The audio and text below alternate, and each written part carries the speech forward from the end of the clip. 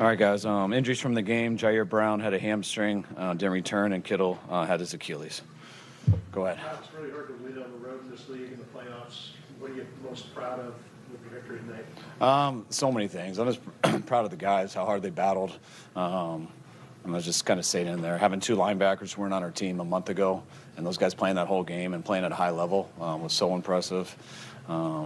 Having two turnovers and them having none and be able to still find a way to win that, I thought was huge. Losing Kittle early in the game just was obviously a depressing play for everybody when you see that. And guys stepped it up and still made plays and competed. And to find a way to win that game, we thought it would be a grimy game, is how we say it. It was. Our defense allowed it to be that way.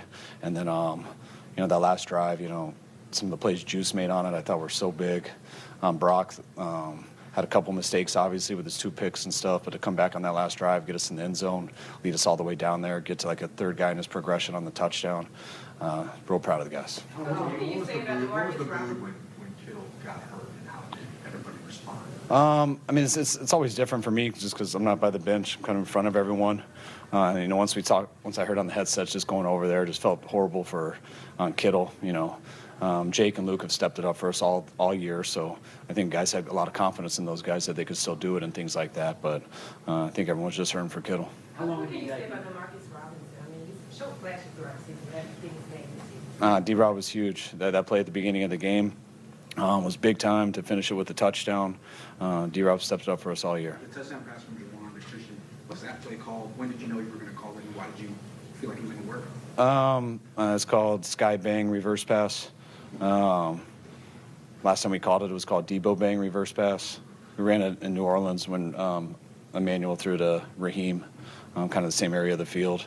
We were trying to set it up a little bit. We got a jet sweep to Sky earlier in the game, and we had to be on the right hash for the play because Juwan's not left-handed.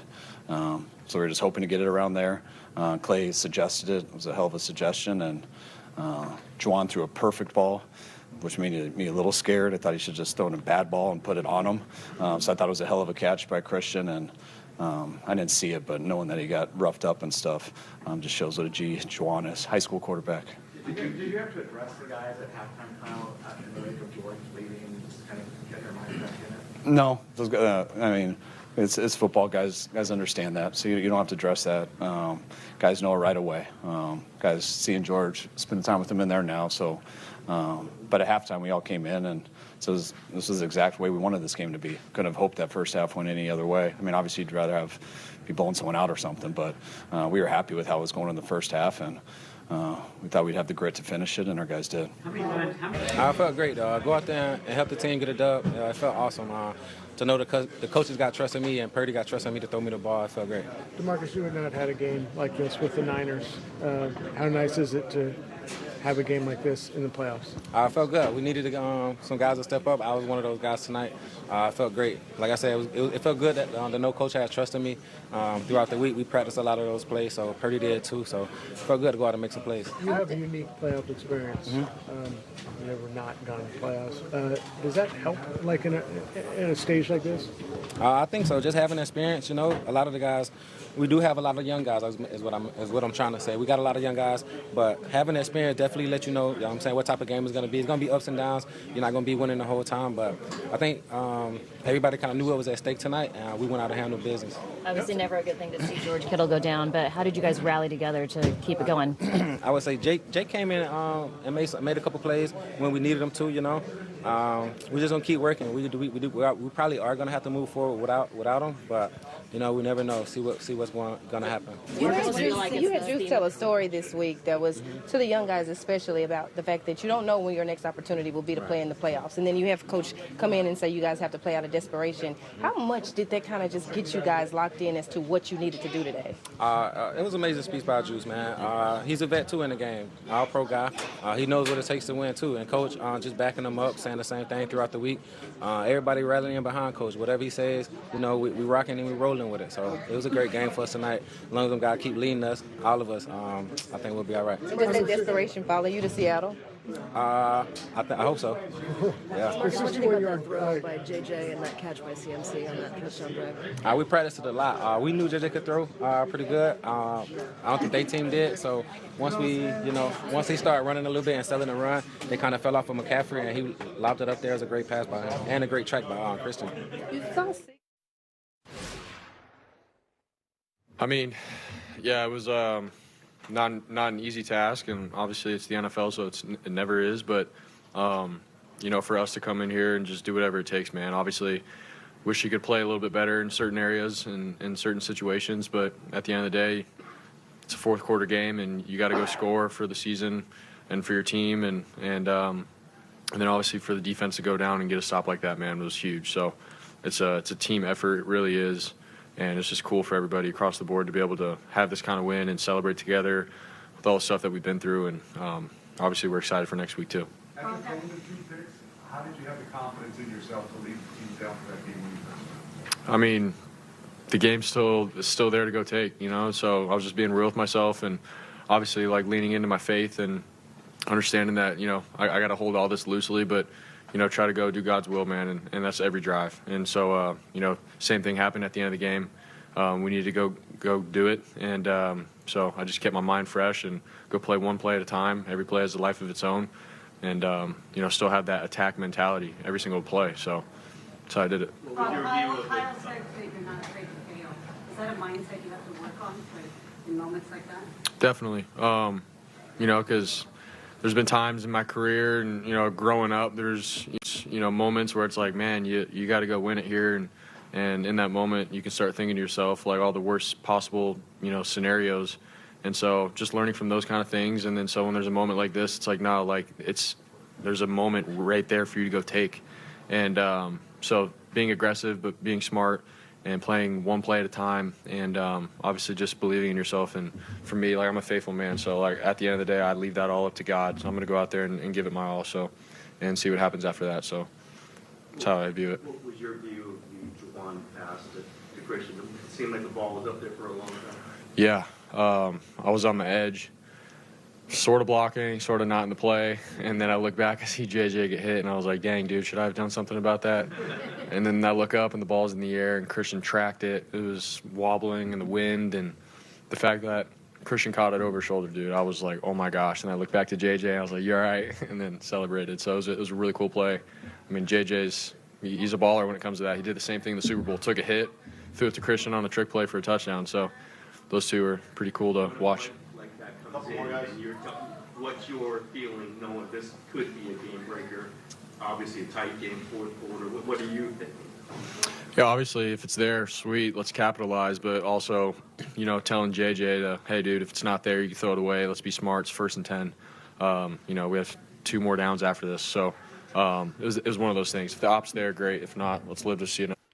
Guys just continue to step up and find ways, even when we lose our best players, and we did enough to get the win. Kyle, you take the loss to Seattle. You tell this speech in the locker room to the guys to kind of help them understand the importance of the playoffs and seizing the moment. And then Coach comes in and says you guys have to play out of desperation. Now you guys are headed back to Seattle. How much of this carries over into that game? So much. And I think we have to take that exact mentality into Seattle that, again, we just lost George. That hurts. And it could be a really good, it'd be a real easy excuse for us to say, all right, that's finally the last straw that's going to keep us from doing this thing. But you just can't have that mentality. You just never know where you're going to get this opportunity. We're in the divisional round of the playoffs. There's only so many teams left in this league, and we're one of them. So we're going to go out there and give everything we got. Is it almost like the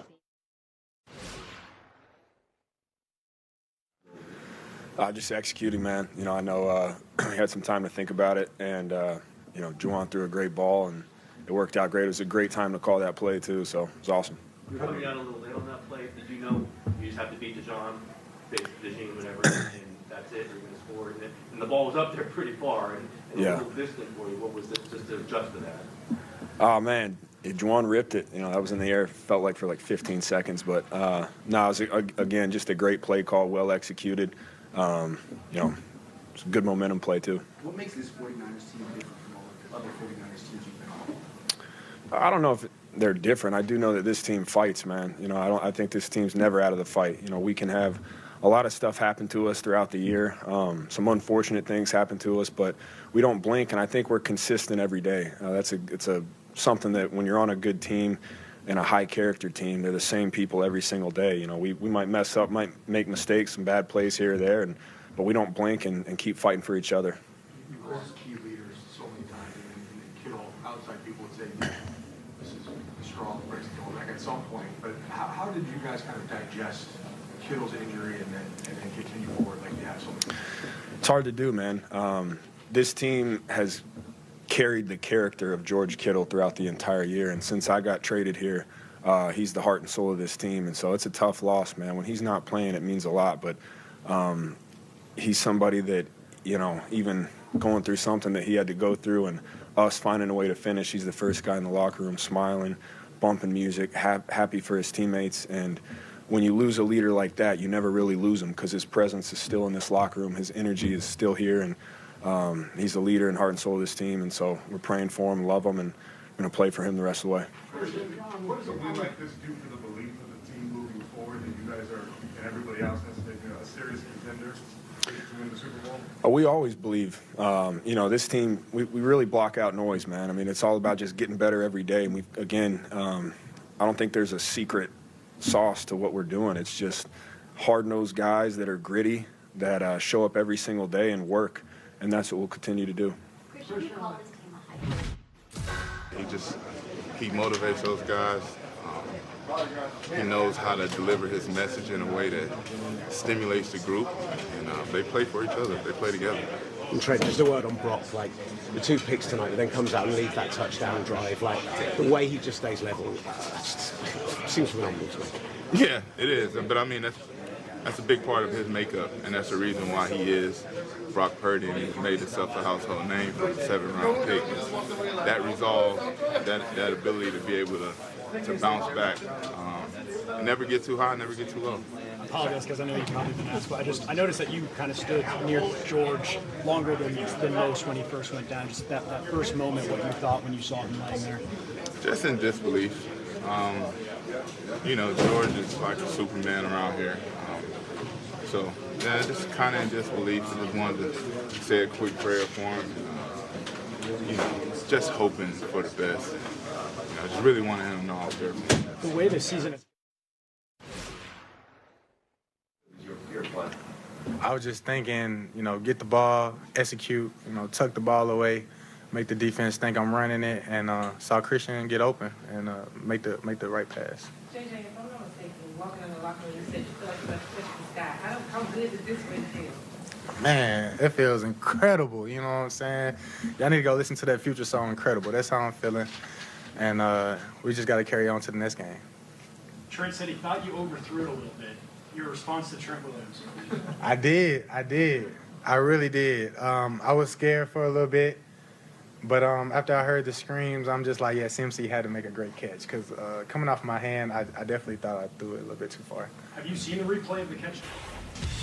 Jawan Jennings is the first player in NFL history with a perfect 158.3 passer rating in multiple playoff games for the same team. Joe who? Steve who? Back with Matt, Rod, Carlos. Rod, you first. Your final thoughts on tonight's game and what lies ahead for next week in the divisional round. Just improbable, but it's what we've seen from the Niners all year long. And if you want to have a real quick intelligence assessment of someone you're talking football with, ask them how they feel about Kyle Shanahan and Robert Saleh. If they say anything near they're not that important or they're overrated, then that's an unintelligent person because they don't win that football game today without the efforts of the players, but the coaching efforts of those two men. Matt? You know, George Kittle sustained a very serious injury. He might not be on the field. He won't be on the field next week, but I get the sense he's still very much a part of this team. The leader in heart and soul, said Christian McCaffrey. George is like a Superman around here, says Trent Williams. You know he's going to do all of everything that he can give them behind the scenes.